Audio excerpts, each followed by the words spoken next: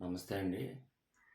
Friends, మనకి Telangana syllabus అండి ఇది. తెలుగు పాఠ్యాంశాలు, ప్రక్రియలు ఆల్రెడీ మనం 6థ్, 7థ్, 8థ్, 9థ్, 10థ్ కూడా పాఠ్యాంశాలు చెప్పడం జరిగింది. అది ఆల్రెడీ ప్లేలిస్ట్‌లో ఉంటది. ఒకసారి చెక్ చేయండి. ఫస్ట్ ఎప్పుడు కూడా ముందు చేసిన వీడియోలు చూడండి. ఎందుకంటే ఆ వీడియోలో గేయం ఎక్కడ వాడాలి, కథ ఎక్కడ వాడాలి, కథానికి ఎక్కడ వాడాలి, మనకి వ్యాసం ఎక్కడ వాడాలి, ఏ పదాలు ఎక్కడ వాడాలనేది దానికి హింట్ ఇచ్చానండి. సో ఏంటంటే ఫస్ట్ వీడియోలు చూసుంటే మీకు ఈజీగా అర్థమవుతుందనే నా ఉద్దేశం. సో ఫస్ట్ వీడియోలు చూడండి. నా వీడియోలు చూడాలి అనుకునేటప్పుడు అంటే ఆల్మోస్ట్ తెలుగనే కావండి, ఇంగ్లీషు, మ్యాథ్స్ అన్ని సబ్జెక్టులు కూడా, పై సబ్జెక్ట్ కానివ్వండి, సైకాలజీ కానివ్వండి, ఏదైనా అన్ని సబ్జెక్టులు కూడా అందులో ఉన్నాయి. ఒకసారి మీరు అందులో చెక్ చేయండి. చెక్ చేసిన తర్వాత మీకు లేని వీడియో ఏదైనా ఉంటే కామెంట్ రూపంలో తెలియచేయండి. లేదంటే వాట్సాప్ గ్రూప్లో తెలియచేస్తే నేను నెక్స్ట్ వీడియో చేస్తాను. Okay friends? అయితే నా వీడియో చూస్తున్నప్పుడు ఇక్కడ మోర్ అనే ఆప్షన్ ఉంటుంది చూడండి. మోర్ దగ్గర క్లిక్ చేస్తే లెఫ్ట్ సైడ్ కొంచెం డౌన్కి వస్తే నా వీడియోస్ మొత్తం ఏవైతే అప్లోడ్ చేయడం జరుగుతుందో ఇప్పటి వరకు అవన్నీ కూడా మీకు ఉపయోగపడతాయి. ఒకసారి చెక్ చేయండి. చెక్ చేసి చూడండి. ప్రక్రియలు టాపిక్ చూసే ముందు ఫస్ట్ 6థ్, 7థ్, 8థ్, 9థ్, 10థ్ ఇవి చేయడం జరిగింది. అవి చూడండి ఒకసారి. అవి చూస్తే ఏంటంటే మనకి ఎక్కడ ఏ పదాలు ఎలా లాజిక్స్ వాడాలో మీకు క్లియర్గా అర్థమవుతుంది. Okay friends? అయితే ఇక్కడ ఇది 3rd క్లాస్ అండి. అంటే మనకి రిమైనింగ్ బ్యాలెన్స్ ఉంది ఏంటంటే 3rd class, 4th class, 5th class ఉండిపోయాయి. మనకు ఆల్రెడీ ఎగ్జామ్స్ అవుతున్నాయి. సో మిగిలిన వారికి కూడా ఉపయోగపడుతుందని చాలా మంది అడిగారు. 3rd క్లాసు, 4th, 5th చేస్తే మనకి ఆల్మోస్ట్ తెలుగు కంప్లీట్ అవుతుంది. ఎందుకంటే ప్రక్రియలు కానివ్వండి, ఇతివృత్తాలు కానివ్వండి, అలాగే రచయితల పేర్లు కానివ్వండి, ఇవన్నీ కూడా ఆల్మోస్ట్ చేయడం జరిగింది. మనకి రిమైనింగ్ ఏంటంటే 3rd క్లాసు, 4th, 5th. ఓకేనా? డైరెక్ట్ టాపిక్ వెళ్దాం. ఫ్రెండ్స్, పాఠ్యాంశాలు, ప్రక్రియల గురించి మనకి క్లియర్గా అర్థం అవ్వాలంటే గేయం ఎక్కడ వాడాలి, కథ ఎక్కడ వాడాలి, కథానికి ఎక్కడ వాడాలి, వ్యాసం ఎక్కడ వాడాలి, ఇవన్నీ కూడా క్లియర్గా చెప్పాను. ఒక్కసారి కొంచెం ఒక ఫ్యూ సెకండ్స్ మైండ్ కాన్సన్ట్రేషన్ చేస్తే ఇవేమి కూడా చదవకుండా, బట్టి పట్టకుండా మనం ఈజీగా ఎగ్జామ్ హాల్లో మనం గుర్తించగలం. అయితే ఇక్కడ చూడండి. ఫస్ట్ ఇక్కడ వానదేవుడా, ప్రతి దానికి చిన్న హింట్ ఇస్తారండి. అది మైండ్లో పెట్టుకోండి. మనకి చదవద్దు, పెన్ను యూజ్ చేయొద్దు, పేపర్ కూడా యూజ్ చేయొద్దు. టైం వేస్ట్ నన్ను అడిగితే. సింపుల్గా ఇందులో ఉన్నటువంటి లాజిక్, ఇందులో ఉన్నటువంటి మ్యాజిక్ రెండు మ్యాచ్ చేయండి. అది నా సిద్ధాంతం. ఖచ్చితంగా అంటే నా లాజిక్, నా పద్ధతి అది. సో ఏంటంటే వానదేవుడా అని ఉంది ఇక్కడ చూడండి. సారీ ఫ్రెండ్స్, కాల్ బాగాలేదు, యాక్సిడెంట్ అయింది. దానివల్ల కొంచెం లేట్ కూడా అయింది. నడవడానికి కూడా ఇబ్బందిగా ఉంది. కొద్దిగా అర్థం చేసుకోండి ఫ్రెండ్స్. ఇక్కడ చూడండి, వానదేవుడా అని ఉంది. వాన అంటే ఇక్కడ గేయం ఎక్కడైతే మనకు వస్తుందో అక్కడ గాయాన్ని ఉపయోగించండి. ఈజీగా మీకు చిన్న లాజిక్ అది. గేయం ఎక్కడైతే మీకు కనిపించిందో అక్కడ గాయంగా భావించండి. ఓకేనా ఫ్రెండ్స్? గాయం.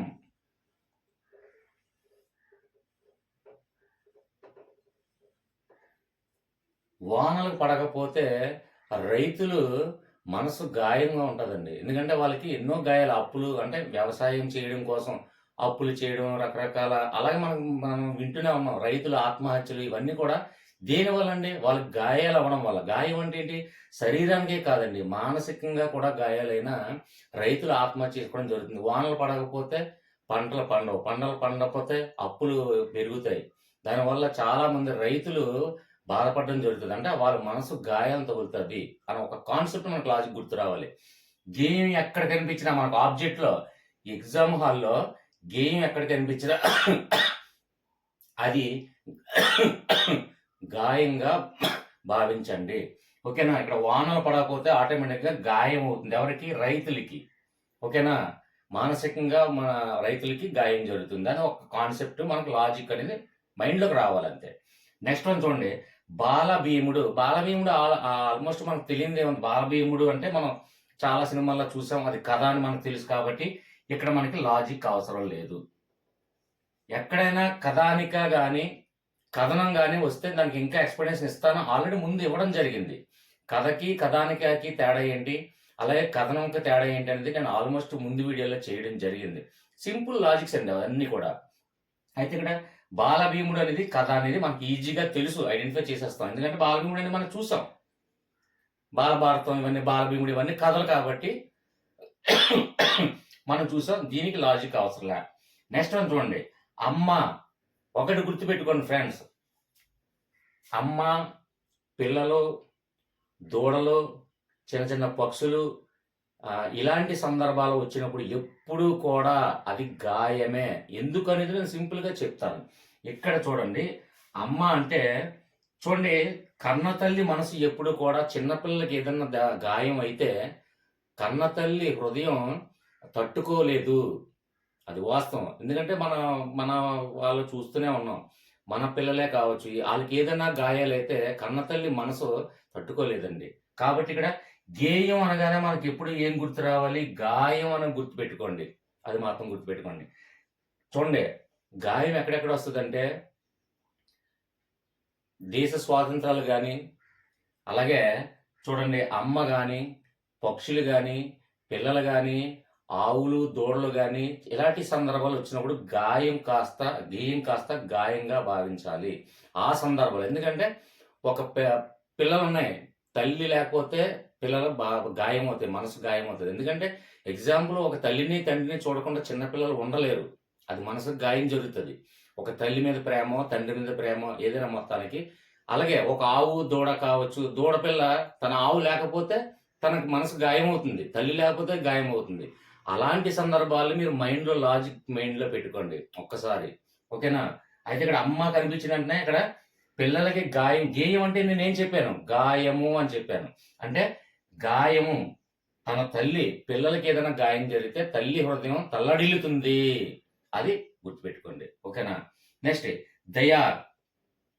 దయ అంటే కథ అని మనకి తెలుసు, ఎందుకంటే బోల్డ్ దయాగుణంతో ఉన్నటువంటి స్టోరీలు, హరిశ్చంద్ర స్టోరీలు, రకరకాల స్టోరీలు చూసాం మన కథలు, ఎన్నో కథలు చూసాం దయగల కథలో, ఓకేనా ఫ్రెండ్స్? కాబట్టి దీనికి పెద్ద లాజిక్ అవసరం లేదని నేను భావిస్తాను. మరి మనం చంటి పిల్లలం ఏం కాదు, మనం ఏమైనా ఎల్కేజీ స్టూడెంట్స్ లేకపోతే first class second class students కాదు. మన అందరూ కూడా గ్రాడ్యుయేట్లు, పోస్ట్ గ్రాడ్యుయేట్లు, ప్రొఫెషనల్ కోర్సు చేస్తున్నాం. కాబట్టి మినిమం ఆ మాత్రం సెన్స్ ఆఫ్ హ్యూమర్ పనిచేస్తుందనే ఉద్దేశంతో నేను ఎక్కువ ఎక్స్ప్లెయిన్ చేయలే.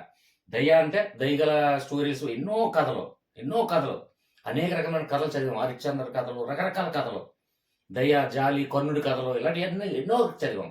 కాబట్టి ఇది కథ అని మనం గుర్తించడం పెద్ద కష్టం కాదు. నెక్స్ట్ అని చూడండి, మన పండుగలు. మన పండుగలు అంటే మనం ఏం చేస్తామండి ఎప్పుడు కూడా సంభాషణ. ఇది ఎలా గుర్తించుకోవాలి, పండుగలు ఎప్పుడు వస్తే సంభాషణలు ఎక్కువ జరుగుతాయండి. అదే పల్లెటూరులోని చిన్న చిన్న గ్రామాల్లో అయితే ఈ ఉత్సవం ఇలా జరుపుదాం, ఈ వేడుకలు ఎలా జరుపుదాం, ఈ సంబరాలు ఇలా పెడదాం, ఈ నాటికి ఇలా పెడదాం, ఈ విధంగా చేద్దామని చెప్పి ఒక రచ్చబండ చేరి సంభాషణ మాట్లాడుకుంటూ ఉంటామండి. I right? ఓకే, ఇంకెంతకన్నా లాజిక్ ఇంకేం కావాలి? ఇది కూడా అర్థం కాలేదా? అర్థం కాకపోతే ఎన్నిసార్లు చెప్పడానికైనా నేనున్నాను, నా వాట్సాప్ గ్రూప్ ఉంది. Okay friends? పండుగలు, మన పండుగలు, ఇప్పుడు మన ఇంట్లోనే పండుగలు తీసుకోండి. పిల్లలకి ఏం బట్టలు తెద్దాం, మనం ఏం బట్టలు తీసుకుందాం, ఏ పిండి వంటకాలు వండుకుందాము, ఈ విధంగా మన ఇంట్లో సంభాషణ జరుగుతాయి. అదే గ్రామాల్లో, పల్లెటూరులోనే, లేకపోతే ఒక వాతావరణంలో అయితే, చిన్న చిన్న పట్టణాల్లో అట్లయితే మరి ఏ విధంగా మనం వేడుకలు జరుపుకుందాం, సంక్రాంతి సంబరాలు, ఉత్సవాలు ఏం పెడదాం, నాటకాలు ఏం పెడదాం, నృత్యాలు ఏం పెడదాము, ఇలాంటి అన్ని ప్రోగ్రామ్స్ గురించి సంభాషణ జరుగుతుంటాం, ఒక రచ్చబండ మీద కూర్చొని మాట్లాడుకుంటాం. Okay friends? నెక్స్ట్ వన్ చూడండి, కాకుల లెక్క. ఇక్కడ కాకులు కనిపించింది కదండి, కాకులు అనేక రకమైనటువంటి స్టోరీలు మనం విన్నాం. పిల్లి, కాకి, ఎలుక, తాబేలు, ఇలాంటి అన్ని కథలు మనం చూసాము, చదివాము, విన్నాము. కాబట్టి ఇది ఎక్కువ లాజిక్ అవసరం లేదని నేను భావిస్తున్నాను. Okay friends? అర్థమైందని భావిస్తున్నాను. అర్థం కాకపోతే కామెంట్స్ ఉన్నాయి. అలాగే నా వాట్సాప్ గ్రూప్లో 24 గంటలు నేను ఉంటాను ఇప్పుడు కూడా. Okay friends? Continue the class.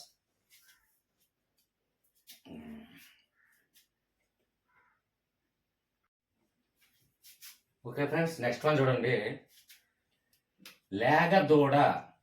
లేగదూడ ఆల్రెడీ నేను చెప్పడం జరిగింది. అంటే తన దూడ తల్లికి ఏదన్నా అయితే తట్టుకోలేదు, లేదంటే తల్లి లేకపోతే, సంరక్షక లేకపోతే దూడ గాయంగా ఫీల్ అవుతుంది, అంటే మనసు గాయం అవుతుంది.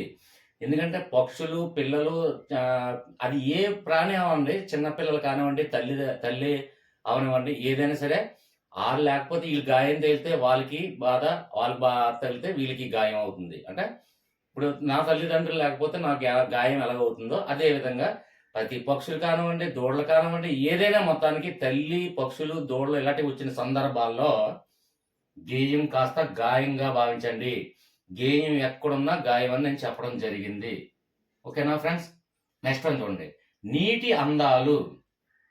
ఎప్పుడు కూడా ఇక్కడ చూడండి, నీటి అందాలని కాదవండి, ఏదైనా వ్యాసం అనగానే నేనేం చెప్పాను లాస్ట్ వీడియోలో, బిఫోర్ వీడియోలో చెప్పడం జరిగింది.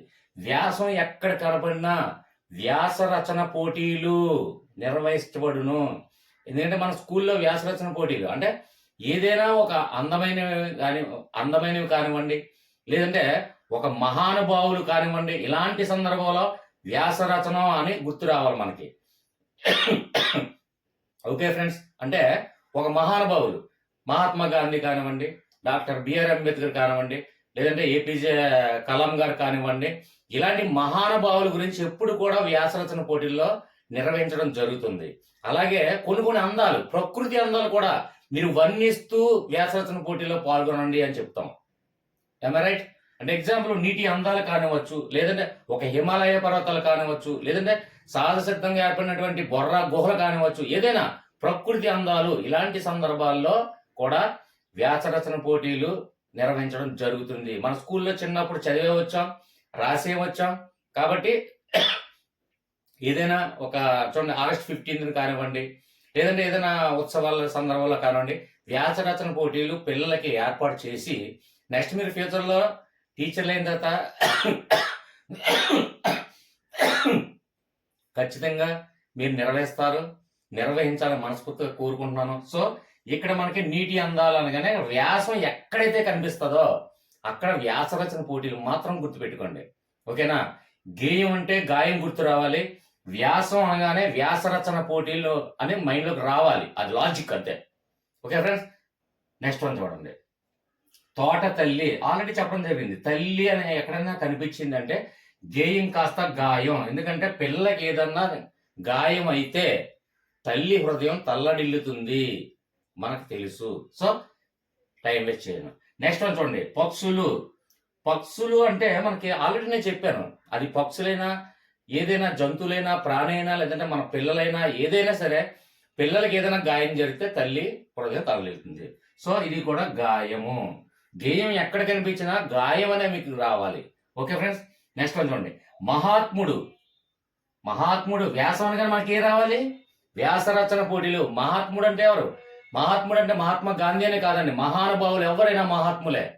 అది అంబేద్కర్ గారు కావచ్చు, కలాం గారు కావచ్చు, సుభాష్ చంద్రబోస్ కావచ్చు, లేదంటే మన ఇందిరాగాంధీ కావచ్చు, లేదంటే మన ప్రధానమంత్రి నరేంద్ర మోడీ గారు కావచ్చు, ఎవరైనా కావచ్చు. ఒక మహాత్ముల్లాగా మనం కొలిచేది, మహానుభావుల్లాగా మనం అభిమానించేది వారి గురించి ఎప్పుడు కూడా వ్యాసరచన పోటీల్లో నిర్వహించడం జరుగుతుంది. ఓకే ఫ్రెండ్స్, ఎక్కువ ఇంకా అవసరం లేదు. నెక్స్ట్ వన్ చూడండి. ఆట బతుకు అనగానే చాలా మంది బతుకు అనగానే ఇక్కడ చూడండి గేయం అంటే గాయం. చాలా మంది గాయాల పాలయ్యి బతుకులు దుర్భరంగా జీవిస్తున్నవారు చాలా మంది, అనేక రకమైనటువంటి పూర్ పీపుల్ మనం చూస్తూనే ఉన్నాం. అభివృద్ధి చెందుతున్న దేశాలు కాకుండా మనం అభివృద్ధి చెందుతూ ఉన్న దేశంలో ఎక్కువగా పూర్ పీపులే ఎక్కువగా ఉన్నారు. కాబట్టి వాళ్ళ బతుకులు చాలా అద్భుతంగా ఉన్నాయి. అంటే వాళ్ళు గాయాల పాలయ్యారంటే మనసికి గాయమైనా గాయమే, శరీరానికి గాయమైనా గాయమే. తినడానికి తిండి లేక ఎంతో మందికి బతుకు గాయాల పాలే ఉన్నారు. అంటే వాళ్ళు మానసికంగా కృషించిపోతూ బతుకుతున్నారు. అంటే ఈ జీవన విధానంలో ఆర్థికంగా వెనుకబడిన వారు ప్రతి ఒక్కరి బతుకులు కూడా అధ్వాన స్థితిలో ఉంది. అది నేను సింపతి చూపిస్తున్నా, బాధపడుతున్నా, మాక్సిమం నా చేతనైనంత వరకు నేను హెల్ప్ చేయడానికి నేను మాక్సిమం చూస్తాను.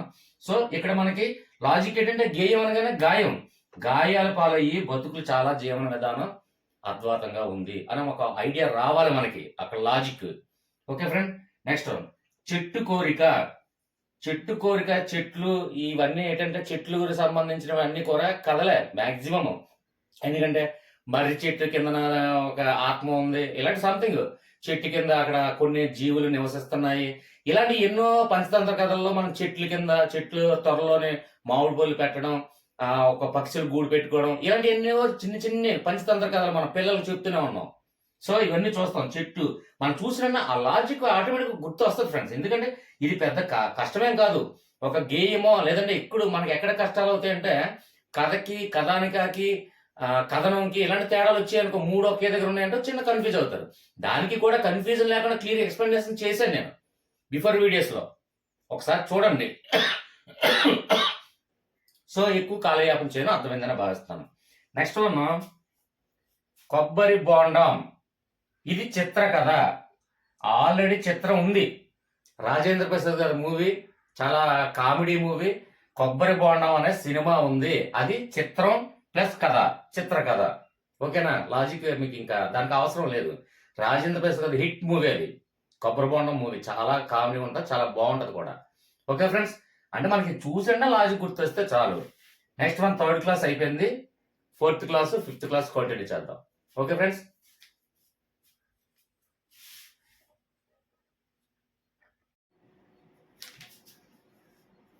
ఓకే ఫ్రెండ్స్ 4th క్లాస్ అండి.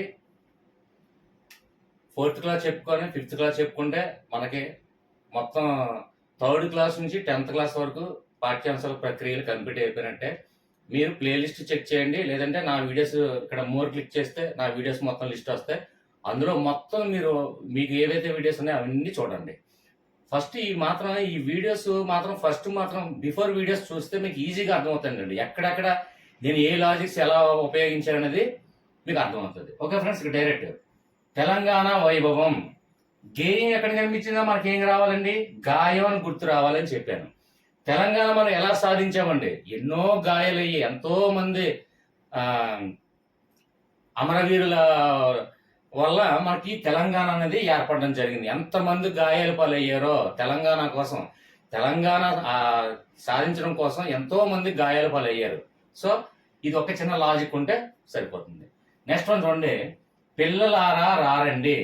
ఎక్కడైతే మనకి పిల్లలు కనిపించారో, పిల్లలు కానీ, తల్లి కానీ, పక్షులు కానీ, దూడలు కానీ, ఇలాంటి సందర్భాల్లో ఎక్కడైనా అది గాయమే. అంటే గేయం అంటే గాయము అని మనకు మైండ్లో వచ్చాలి. ఇంకా గేయం చూసామంటే గాయం గుర్తు రావాలి. గాయంకి మనకు ఉన్నటువంటి పాఠ్యాంశం పేరుకి లాజిక్ సెట్ అయితే చాలు, మనకి ఏమీ రాయని అవసరం లేదు, చదవని అవసరం లేదు. నెక్స్ట్ వన్ చూడండి, పరమానందయ్య శిష్యుల కథ. ఆల్రెడీ పరమానంద శిష్యుల కథ తెలియని వారు ఎవరో ఉండరు. సో ఇది కథ అని మనకు తెలుసు కాబట్టి దీనికి లాజిక్ అవసరం లేదని భావిస్తున్నాము. నెక్స్ట్ వన్ చూడండి, చిన్ని కృష్ణుడు. చిన్ని కృష్ణుడు అంటే ఇది కూడా మనకు కథ అని తెలుసు, దీనికి లాజిక్ అవసరం లేదు. ఎందుకంటే చిన్ని కృష్ణుడికి అనేకమైన కథలు, సినిమాలు చూసాం. ఓకేనా friends? Next one Vinayaka Chavithi. మనకి ఎక్కడైనా పండగలు, అలాంటి సందర్భాలు, పండగలు, అందాలు, ప్రకృతులు, ఇలాంటి సందర్భాల్లో ఎప్పుడు కూడా వ్యాసరచన పోటీలు కండక్ట్ చేయడం జరుగుతుందని ఒక చిన్న లాజిక్ చెప్పాను. సో వినాయక చవితి అంటే పండగ. ఎగ్జాంపుల్ చిన్న చిన్న పల్లెటూరులో కానీ, చిన్న చిన్న గ్రామాల్లో, మన అంటే కార్పొరేట్ సిటీలో చూడకపోవచ్చు, కానీ చిన్న చిన్న పల్లెటూరు పరిసర ప్రాంతాల్లో వినాయక చవితి రోజు కొన్ని ఆటల పోటీలు, ముగ్గుల పోటీలు, వ్యాసరచన పోటీలు నిర్వహించడం జరుగుతుందండి. సో ఇక్కడ పండగ, సో ఇక్కడ వ్యాసం అనగానే మనకి వ్యాసరచన పోటీ మనకు గుర్తు రావాలి. Next one Ramzan. రంజాన్ అంటే పండగేనండి. అది కూడా ఏ పండగైనా, హిందూ మత పండగైనా, అది క్రిస్టమస్ అయినా, రంజాన్ అయినా, ఏదైనా నాకు ఒకటే అనే విషయం మీకు అందరికీ తెలుసు. కాబట్టి ఇక్కడ పండగ వచ్చింది కాబట్టి పండగ గురించి వ్యాసరచన పోటీలు నిర్వహించడం జరుగుతుంది. Okay friends, right. వ్యాసం అనగానే మనకి ఏం రావాలి? వ్యాసరచన పోటీలు మైండ్లోకి రావాలి. నెక్స్ట్ వన్ దేశమును ప్రేమించుమన్నా. దేశమును ప్రేమించుమన్నా అంటే చూడండి, మన దేశం స్వాతంత్రం తేవడం కోసం ఎంతో మంది ప్రాణాలు అర్పించారు, ఎన్నో గాయాలు అయ్యాయి. అన్ని గాయాలు అయితేనే కానీ బ్రిటిష్ వారి దగ్గర నుండి మనం స్వాతంత్రం పొందలేకపోయామనే విషయం ఎవరికి తెలియదు చెప్పండి. సో ఇక్కడ గేయం అనగానే మనకి గాయం అంటే ఇక్కడ దేశమును ప్రేమించమన్నా అంటే మన స్వాతంత్రం, మన స్వాతంత్రం, మన భారతదేశ స్వాతంత్రం మన సాధించుకోవడం కోసం ఎంతో మంది ప్రాణాలు అర్పించి మన దేశాన్ని మన స్వాతంత్రం తెప్పించుకున్నాం. సో ఇక్కడ ఎంతో మంది గాయాల పాలయ్యారు. ఓకేనా? అది మానసికంగా గాయాలయ్యారు, శారీరకంగా గాయాలయ్యారు. ఇవన్నీ విషయాలు మనకు అందరికి తెలిసిందే. Okay friends, next continue.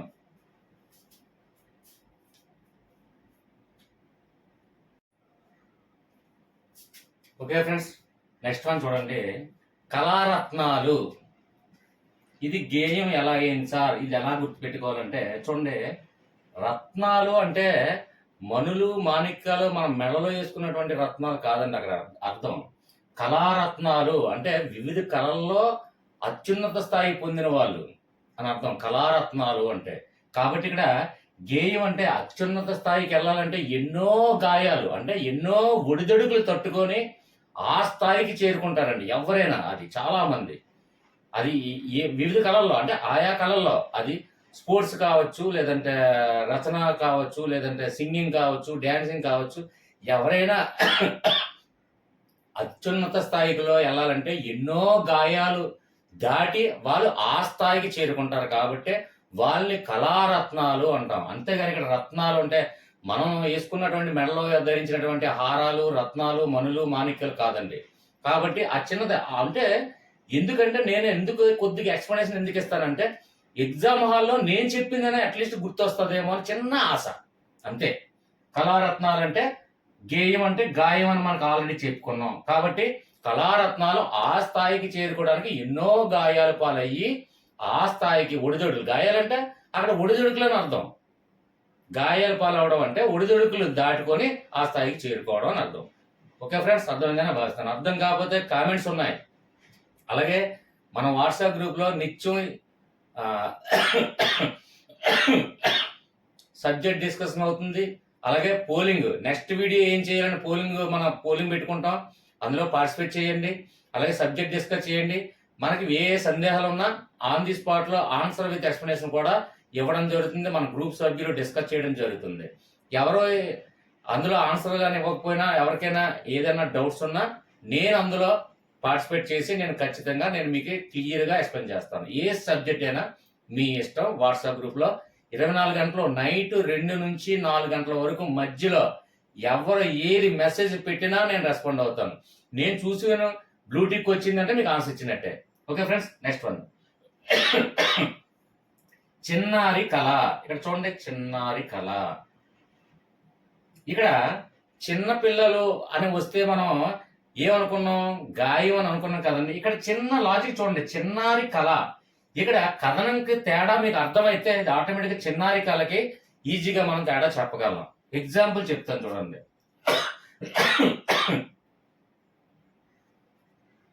కథ, కథానిక.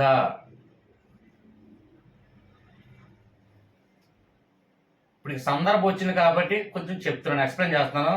బోర్ అనుకోకండి, మీకోసం నేను చెప్పేది. నేనేం డిఎస్సి రాయట్లేదు, టెట్ రాయట్లేదు, కేవలం మీ గురించి మాత్రమే. నాది టీచింగ్ ప్రొఫెషన్ కాదనే విషయం చాలా మందికి తెలిసి ఉండొచ్చు, తెలియకపోవచ్చు. కాకపోతే కొంచెం టైం, ఒక ఫ్యూ సెకండ్స్ బోర్ అనుకోకుండా చూడండి.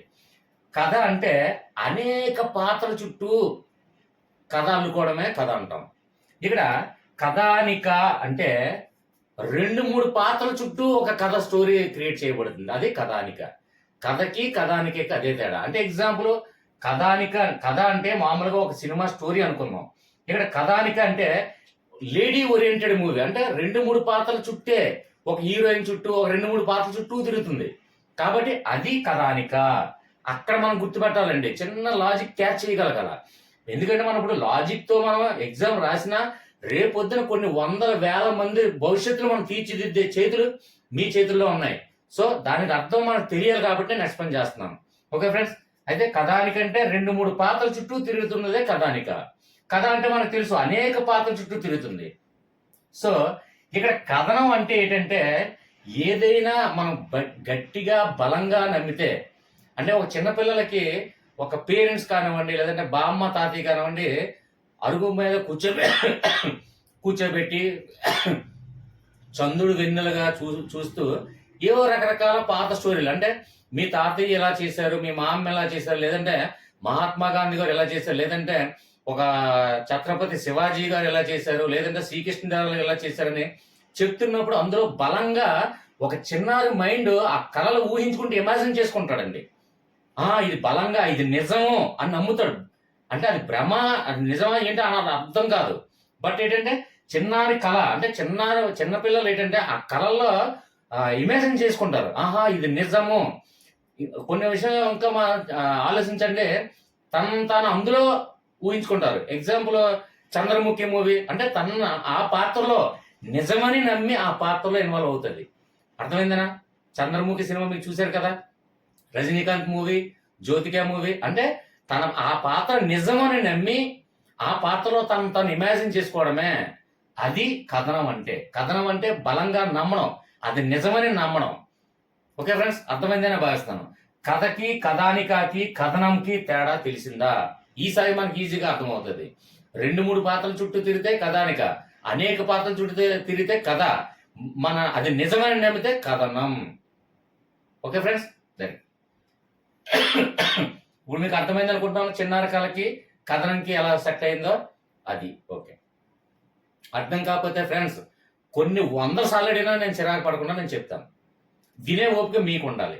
Okay friends, next one. Sumati Shatakam అంటే మన పద్యాలు అనే విషయం మనకు అందరికీ తెలుసు. ఈ శతకాలు పద్యాలు అని మనకు తెలుసు, వదిలేశాను. నెక్స్ట్, నేను గోదావరిని. ఇది ఆత్మకథ. దీన్ని ఎలా గుర్తుపెట్టుకోవాలి అంటే చూడండి, ఇక్కడ గోదావరి నది పరిసర ప్రాంతాల దగ్గర చాలా మంది ఆత్మకథలు రాసుకున్నారు. ఆత్మకథ అంటే అక్కడ దెయ్యము, ప్రేతాత్మలు, భూతాలని కాదండి. ఆత్మకథ అంటే వారి గురించి వాళ్ళు రాసుకోవడమే ఆత్మకథ. అంటే వారి గురించి వాళ్ళు అంటే ఒక రకంగా చెప్పాలంటే జీవిత చరిత్ర, లేదంటే డైరీ రాసుకుంటాం కదండి. అదే విధంగా ఇలాంటి రాసుకునేటప్పుడు ఎప్పుడైనా సరే నదీ పరిసర ప్రాంతాల్లో, అది ముఖ్యంగా ఎస్పెషల్లీ ఏంటంటే మనకి తెలంగాణ వాళ్ళు కానివ్వండి, మనకి ఏపీ కానివ్వండి, ఏదైనా దక్షిణ భారతదేశంలో అతిపెద్ద నది గోదావరి నది. గోదావరి నది పరిసర ప్రాంతాల్లో ఆహ్లాదకరమైన వాతావరణం ఇష్టపడి చాలా మంది అక్కడికి వచ్చి కథలు రాసుకుంటుంటారండి. ముఖ్యంగా చూడండి, బాలు గారు అంటే డైరెక్టర్ బాలు గారు, బాలచంద్ర గారు, రకరకాల ఇలాంటి వాళ్ళని, బాపు గారు. ముఖ్యంగా గోదావరి నది అంటే బాపు గారికి ఎనలేని ప్రేమ.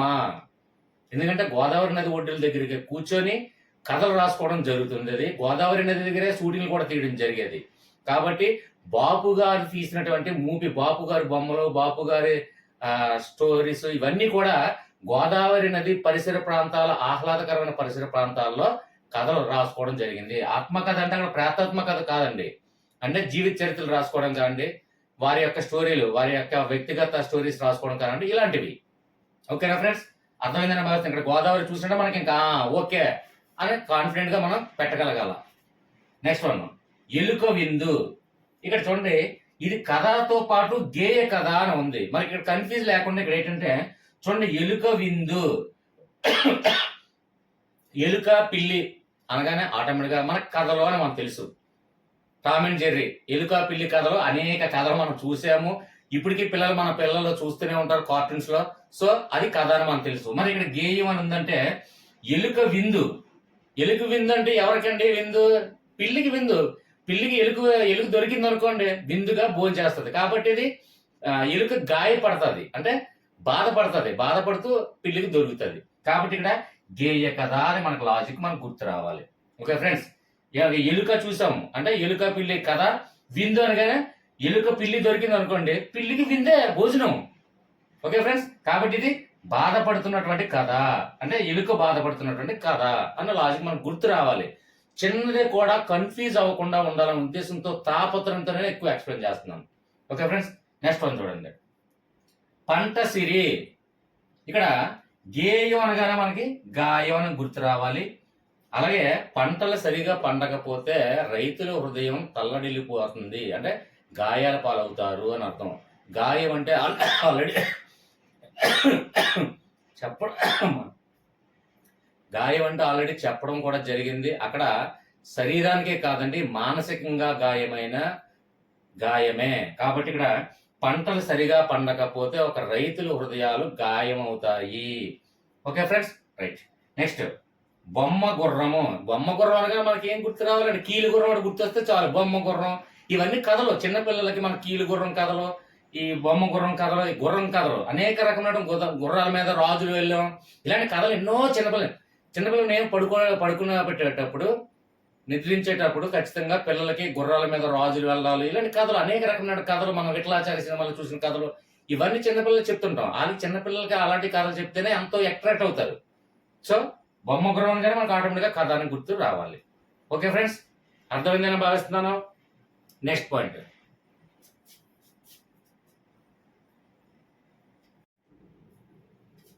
ఓకే ఫ్రెండ్స్, నెక్స్ట్ వన్ చూడండి. ఎవరు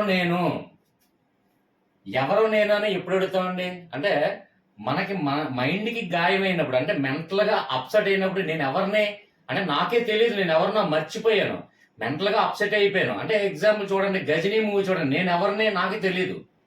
అలాగా ఇలాంటి అనేక రకమైన సినిమాలు ఉన్నాయి. మెంటల్గా అప్సెట్ అయిన వాళ్ళు, తనను మర్చిపోయిన వాళ్ళు, మా మైండ్కి ఎప్పుడైతే గాయం అవుతుందో వాళ్ళు మర్చిపోతారు. సో గజనీ సినిమా చూసుకుంటే నేను ఎవరిని కాబట్టి తలకి గాయం అయ్యింది. Okay friends, easy logic. Next one చూడండి, మాటల ప్రయాణం. కథనం అనేది నేను ఆల్రెడీ కథనం అంటే ఏంటి అనేది ఎక్స్ప్లెయిన్ చేశాను. మాటల ప్రయాణం అంటే మనకి చూడండి, కథనం అంటే ఏంటి, ఏదైనా మనం బలంగా నమ్మడం. అలాగే మాటల ప్రయాణం, మన మాటలు ఎక్కడి వరకు వెళ్తుంది, మనం బలంగా ఏదైతే మనం చెప్తామో బలంగా నమ్మడం కాబట్టి మాటల ప్రయాణం అంటే మన బామ్మ తాతలు చెప్పినటువంటి మాటల ప్రయాణాన్ని మనం బలంగా నమ్మడం. అది కథ కాదు, అది నిజమే అని మాటల ప్రయాణం నమ్మడమే కథనము. కాబట్టి ఈజీగా అర్థమైందని భావిస్తాను. కొంచెం ఆలోచించండి, మైండ్ ఎక్కువ పెట్టి కొద్దిగా ఆలోచించండి.